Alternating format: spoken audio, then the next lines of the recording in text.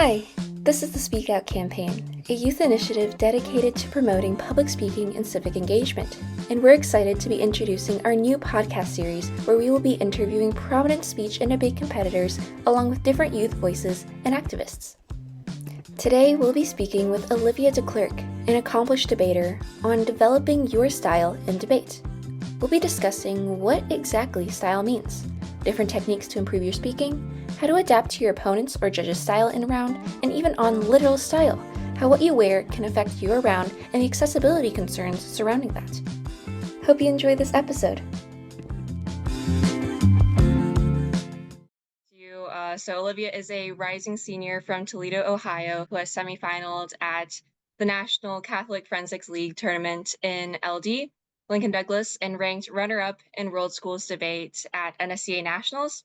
She is also a competitor on the USA development team for World Schools Debate. In addition to LD and World Schools, she has competed in various speech events such as Extemporaneous Speaking, where she received both a TOC bid and a NITALK bid, and was the first alternate qualifier this year for NSDA congressional debate. With a brief exertion in duo, but we'll just say debate is the place to be. Outside of speech and debate, she plays soccer, volunteers on the board for a nonprofit organization, and works on a production crew for streaming sporting events. So wow, that was a lot. So obviously welcome. How are you doing today, Olivia? I'm good. I'm glad it's still summer. Awesome. So can you just give me an overview of your public speaking journey? So, it started for me in middle school. I didn't know that speech and debate was something you could compete in, and my grandma said she debated in high school, and I was like, "Hey, this is kinda cool." So I actually started a club at my junior high, and then the next year, the coaches from the high school came to us, and they were like, "Hey, you can compete with this." And so I think I went to, like, one tournament before I went into high school, and that was in big questions in 8th grade. But I really started the whole thing with Lincoln Douglas my freshman year, and the first tournament I ever went to was online, so my whole first year was all online, and I did kinda just a little bit of everything, and then I found my place in LD. Yeah, that's awesome. I feel like that's something that a lot of people can relate to. I mean, especially like if you start it earlier on, like you have your coach who like tells you to like try all these things and then you Yeah. finally like find one that you actually vibe with. So I feel like you kind of touched on this, but I mean, what kind of stood out to you with LD specifically, instead of like continuing to try other things? Yeah, so I knew that I wanted to debate because I can't act, and so I was trying to think of what I liked about different types of debate, and I know that I don't like when it's just, like, a lot of controversy around one thing and people are throwing numbers and they're not really having a conversation with each other. So with LD, both sides generally agree on what the problem is in the round, and it's just about how we interpret the world in which that problem exists. And so not only is there common ground, but it's more conceptual and it allows for a deeper conversation. Yeah, yeah, I really like that. And I think part of it is like with having framework, like being such an integral part, that's part of the reason for it. So it kind of like frames the resolution in a way where you're not, at least you shouldn't be always arguing specifically on topicality. Although of course there are instances where that happens. Yeah. Um, so yeah, how did you exactly like find your style or like groove with LD? Because I know there are lots of different styles with how certain people debate. Did you have any sort of hardships, or was it kind of easy to just go ahead and just start debating in LD? Yeah. So I think that the hardest part was figuring out how to manage my time because time management was the hardest thing for me. I would listen to debaters in my state who talked really fast and got in like 5 arguments in their 1AC and other debaters who slow down and they use a lot of rhetoric and I wanted to be right in the middle. So I had a lot of time trying to figure out where that balance was. Yeah, definitely. Um, I feel like rhetoric itself is something that's like not necessarily like going out of style, but definitely something that's becoming more of a rare find in LD. Yeah. And Yeah, I just think it's like obviously it's hard to think of it on the spot.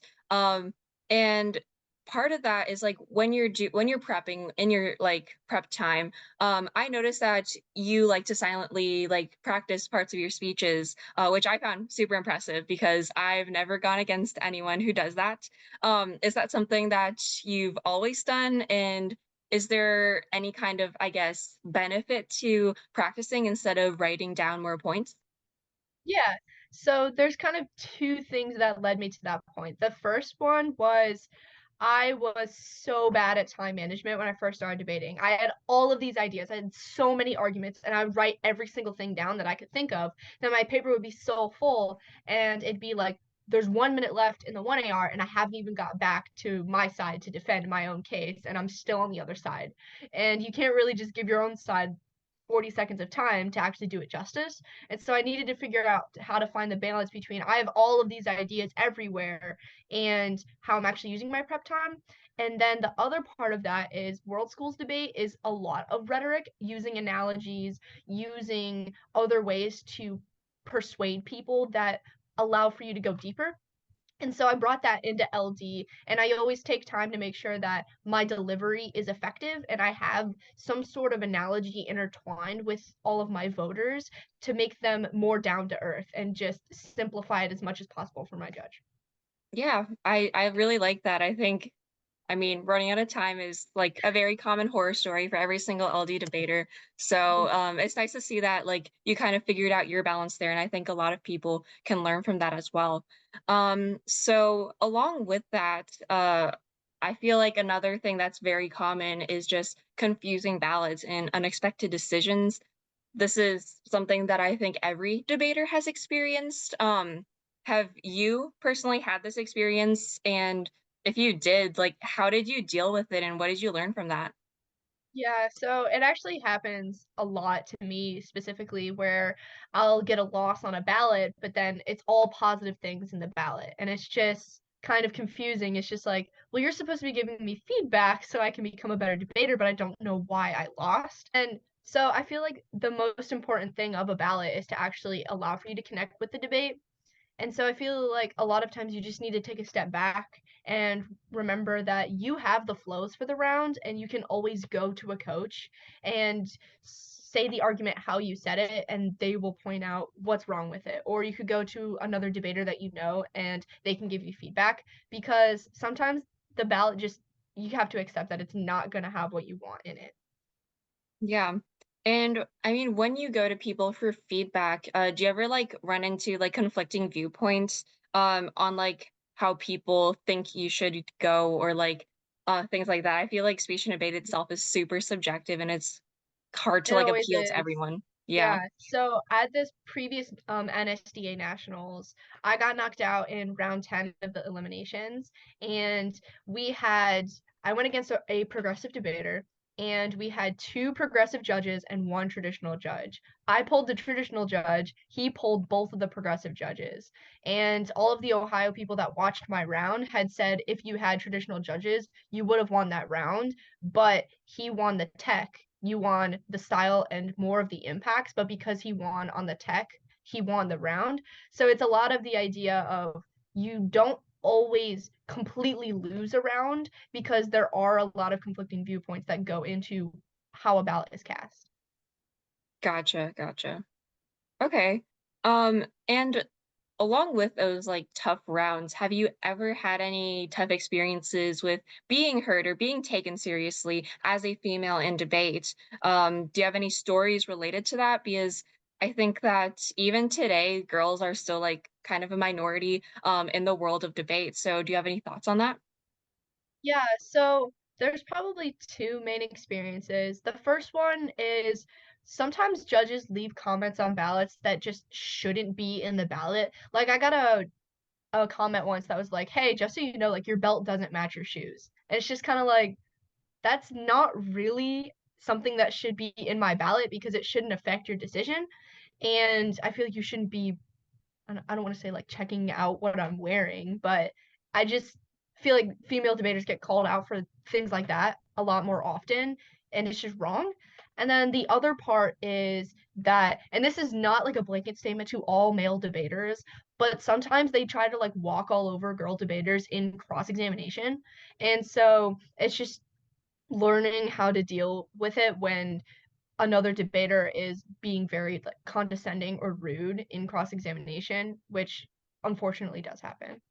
Yeah, I agree with both of those statements. And personally, I also actually have experienced some things with just having like certain dress with like my friends, like if they wear something and a judge will say like, "Oh, you're not dressed up enough." So I think even like underlying that there's even like an accessibility concern because not everyone can afford speech clothes Yeah. on top of like all of the expenses of just going to a tournament. Correct me if I'm wrong, but you come from like I guess a smaller debate team or community, Mhm. which is something that like I'm also from. Like my team is not very big. So first of all, like is that true for you or is your community kind of different? Yeah, that is very true. I'm the only Lincoln Douglas debater on my team. And then we have about 5 active members on the team as a whole, and 4 people that we, I guess, travel to national tournaments with. And then not even that, but our region of Ohio is also very small. So at our tournaments, there might only be like anywhere from 12 to 20 people in LD, nothing like the big tournaments where there's maybe 60 to 90 people in one event. Okay, I see. Yeah, I feel like that might be um somewhat common in the Midwest, so totally get where you're coming from. Like being from, I guess, a tighter knit or smaller community, how did you develop your debating style from this? Is real tournament experience like the way to develop your skill, or do you think there are ways to practice outside of like professional rounds and in maybe informal settings? I think that you have to have a healthy balance of both. I always hate going into a tournament and not knowing what to expect at all, but also part of learning how to debate a resolution is doing it more than once, which is why sometimes the way that I prep for a topic that's going to be a topic for 2 months is different from how I prep for states or nationals, where it's the only time that resolution is ever going to be debated is one tournament. And I think that practice rounds, if you can find people that you can debate against, are really beneficial because you can get more real world experience. But there's also smaller things you can do. My coach and I always do, we call it eternal crossfire, where you read a speech and they can ask as many questions as they can think of until there's no more questions left. And it's just answering question after question on one specific speech to try and pick it apart as much as possible. Wow, that's I love that name, Eternal Crossfire. Yeah. I feel like like I think I've done something similar to that and before, but we just didn't have a name for it. I think something else we do is like called blueberry pancakes during cross-examination. Have you heard of that one? Haven't. So, like, it's essentially to try to prep you against like if someone asks you a question, you have like no idea how to answer. And you always want to bring back the word like blueberry pancake back into your answer, just so that it like teaches you how to like loop everything back to the main idea, I guess. So I think that's like a good exercise for novice debaters that I mean my school has had experience with. I know that you like obviously have competed in a variety of tournaments, both like progressive and traditional. And I feel like there have been many developments in the different styles of debate in the past few years, from like new critiques and theories and even more severe spreading. So what are your thoughts on progressive versus traditional debate? And are they really that different, or do you think there is such a divide in it?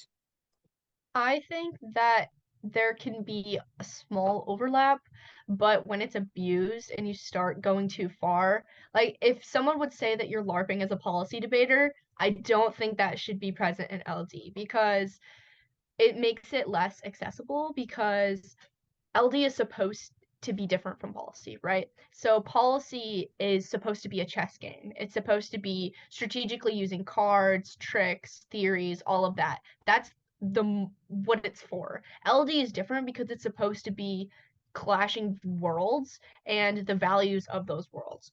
And a lot of times progressive debaters try to avoid the framework and just make everything down to consequentialism and extinction, which I feel like defeats the integrity of the debate event. But if you're running other sorts of theories that still include lots of value debate, then I think it's actually really beneficial because you can talk about the values within a critique. Because if I'm arguing a value of justice and there's something about a resolution that violates that sense of justice, I think that is beneficial to be considered in a round, but not if it's simply trying to ruin what Lincoln Douglas actually is.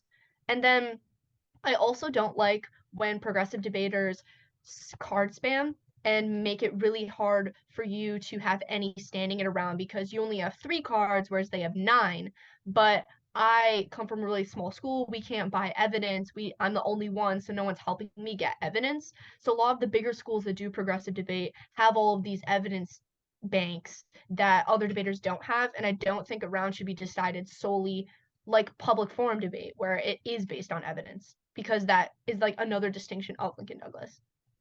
Yeah. I feel like that's been, I don't know how long it's been going on, but definitely with the cards and seeing how much cards like are worth compared to, I guess, actual argumentative styles or perhaps rhetoric. I feel like that's something that's being more outweighed more commonly, at least from Yeah, what I've experienced. which And makes it really hard. yeah. I debated around 2 that was a little rough where it was written on my ballot that so my opponent was progressive and he spread the whole time. He ran a cap K, he ran like 5 dis ads, and he ran disclosure theory. And I had never done any progressive debating at all. And my judge had said that I won his K and I won all the offense, but I lost the disclosure theory, so I lost the whole round. And those are the types of theories that I don't really think are present because that's not what the resolution is about. But on top of that, I'm also just personally not a fan of disclosure theory. I think that's something that a lot of people can relate to, but maybe not for the more progressive folks. But I mean, there's something for everyone out there. That's the beauty of LD. So I mean, on top of that, like, how do you, if at all, adapt to another debater's style in those rounds? Like, obviously, you just had that experience, but do you have any other stories or just ideas on what to do if you run into someone with just a completely different style in round and you're, I guess, panicking? Yeah. So the 2 first steps is first read paradigm because if they're progressive, you're gonna have to lean more towards progressive. But if they're traditional, you should stay traditional to the best of your ability because that's the judge's preference. The second thing, you have to know all of the jargon. There's so much in progressive LD that doesn't usually exist in regular LD. I remember I lost a round because I didn't say the word perm, even though I made the argument that we should perm my opponent's arguments, but I didn't say the word, and so my judge said that they dropped my ballot, and if I would have just said that, I would have won. It's kind of that idea of okay, I'm in a kind of in a different ball game now, and I need to know what words are going to trigger my judge to actually vote for me. Exactly. Yeah. And I know it's tough sometimes because sometimes you're like rushing into rounds and then you realize like, oh my God, like I forgot to read my judge's paradigm. Yeah. Like on this topic of style, did you ever try to work on using a different approach or style of debate? Because I know with having like traditional judges, like obviously it's very hard to experiment. So were you ever open to trying something, or was that something that you kind of felt deterred from just in your locality? So I have competed on the national circuit, and that's where I have kind of like played around with different things. I'm not the greatest at spreading, but I can talk fast. So usually at those tournaments, I'll increase my speed a little bit to try and make some new arguments. I've never ran a critique or a K, or that is a K, a critique or any theory, but I have run counterplans and picks and stuff like that. I think that's something that I also end up doing. Like I just end up talking faster and faster like throughout the season. But still, sometimes like I get to like a national tournament, people will be spreading and I just can't understand what they're saying. The most awful part is when you ask an opponent if they're gonna spread. They say no, and then they actually do spread. Like that's happened to me before, and it's just kind of just I'm sitting there like, I'm not used to spreading. That's why I asked if you were gonna Yeah, do it. literally. No, I think there needs to be like a standardized definition of what spreading is, like how many Mhm. words per minute. Do you have any advice for someone just starting out in LD for the first time and just trying to like develop their style? One of the most important things is understanding your basic philosophy because everyone's going to run roles, everyone's going to run the social contract. You got to know Aristotle's justice. There's just certain things that people don't always explain in rounds. They'll be like, my value is just Rawls' justice. And they kind of assume that you know the difference principle, that you know his principles of justice and can understand how like equality and equity compare in different forms. And so I feel like it's really important going into LD to start getting an understanding of that because at least for me we didn't learn philosophy in school at all, and so it was completely new to me going into LD. Yeah, I think that's something that's really left out of a lot of curriculums, both like in school and in like debate teaching. Like I've been in rounds where the opponent and the judge both understand like the specific like niche philosophy and then I don't. And I just feel like so dumbfounded when I'm like trying to respond to it It's the sometimes. worst. Yeah, Or definitely. And then another thing I would say is to really get your time management down or learn how to flow. Actually, that's number one. When I started debating, my flowing was so awful. It was like all over the place and it wasn't organized at all. And it was because I was trying to flow how somebody else flows and I was trying to do it how they were doing it. And so I just had to figure out how I want to flow because the way that I flow is probably different from every other debater ever. In like developing your style, I think flowing is also a really important part. I know a lot of people have like that like grid view where they kind of like go across. Is that not what you do? So I use like a giant legal pad and then I use like one piece of paper and then I'll flow like constructive on one side and they're constructive on another. And then I'll clash all the arguments together and then I'll do all of the key voters like across the bottom. So so the voters are always separate from the actual flow. And then there's kind of just a lot going on everywhere else. But it is organized by color. Gotcha. I'll use 3 pens instead of two, which is also different from a lot of people who they use the same 2 pens every round, but I use 3 pens. Okay, I applaud you for that. Switching pens is hard. And also, um, do you prefer like have you ever tried online flowing or are you like strictly paper? Oh, no, I'm strictly paper just because if I start typing, I'm gonna want to type the word all the way out versus when I'm writing, I can't type or I can't write super fast. So I start abbreviating things and then I know because then my flow doesn't get shoo and Gotcha. Okay. yeah, Okay, that's I can't flow interesting. online. I'm like strictly digital and I don't know, like I have that same thing where like I want to finish stuff sometimes. So that's something I'm working on. So throughout all of this, if you could describe your entire speech and debate journey in one word or phrase, what would that be? Okay, so this is from a book series that I personally really like. And the quote is part of like an oath that people swear, and it's called Journey Before Destination. And it's basically saying that no matter where you want to be, you have to actually go through the steps of getting there, which I think is really what happens in debate because you can't win a round if you don't put in the work to actually do it or debate the round. Sure, getting the win is really fun, but actually being in the round is what is why you're there. And so I always feel like we need to step away from that end goal and just remember that you have a journey before you get to the ballot. Wow, I love that sentiment. And I think it wasn't even that long ago. I read this like Instagram post of all things that was like a quest, a journey, and an adventure are all different. And I totally agree with you on how debate is a journey. Like it's not about like the final end goal. It's not a quest. So I often find myself also just enjoying the experience, even if I like don't come out on top, like just being there and debating and like sharing my ideas and also meeting other people. That's like the best part of it, I think. So I love that you have that sentiment. Um, well, thank you so much for joining me today, Olivia. Congratulations on everything you've done so far. You are a really accomplished debater, and good luck on your upcoming season, senior year, you and I both. So maybe we'll bump into each other in a few months. Who knows? Who knows? All right, thank you. Thanks for listening to this episode.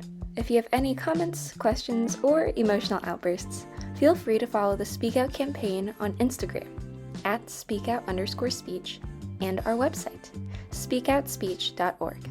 See you in the next episode.